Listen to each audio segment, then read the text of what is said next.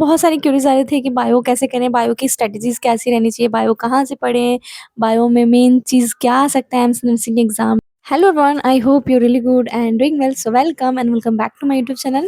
This is me. My name is Jui. I am preparing NEET and AIMS nursing exam. So and all बहुत सारी चीज़ें थी, तो मैं एक एक करके सब बताते जाती हूँ आप लोगों को। देखो, बायो इज जस्ट कि हमको 30 में से 30 नंबर लाना पड़ेगा, क्योंकि बायो हर बायो स्टूडेंट का अच्छा होता है। तो आपको 30 नंबर लाने के लिए भी एनसीईआरटी बहुत अच्छे से पकड़ होनी चाहिए एनसीईआरटी की, और लेक्चर्स देखना इज़ नेसेसरी।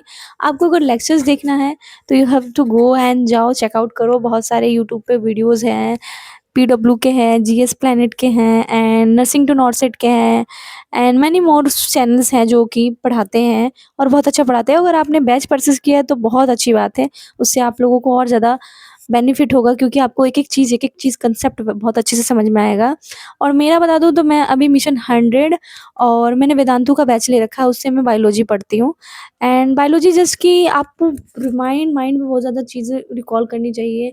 तो आप अगर आपसे याद नहीं हो रहा तो आप लिख के याद करो, अच्छे से याद करो भाई, याद करना पड़ेगा। बायो इज़ की याद करना पड़ेगा। अगर आपको कंसेप्ट समझ में आ रहा है, जैसे मैं बता दूँ, cell cycle and cell division में है कि थोड़ा-सा कंसेप्चुअल है, एंड लोकोमोशन एंड मूवमेंट में जो मस्कुलर कॉन्ट्रैक्शन का है उसको थोड़ा-सा कंसेप्ट वाइज़ है, उसको आपको समझना चाहिए।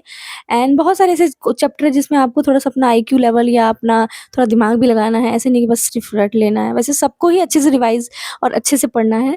तो मेरे को लगता है कि आप अगर एनसीईआरटी अच्छे से कर ले रहे हो, डीटीपीज़ लगा रहे हो या कोई मॉड्यूल लगा रहे हो या कोई बुक्स लगा रहे हो, आपके लिए बहुत बढ़िया है। अगर आप वो नहीं करोगे तो ऐसा रहेगा कि अधूरा-अधूरा सा रहेगा, तो अधूरा काम नहीं करना है, पूरा करके फिर उसके बाद किसी और चीज़ में जम जाना है। तो बायो में सबको 30 में से 30 लाना पड़ेगा, क्योंकि bio is a compulsory things कि अगर आप बायो में 30 में 30 ला रहे हो, तो अगर आप किसी और सब्जेक्ट में कम भी ला रहे हो तो वो मैनेज हो जाएगा, है ना?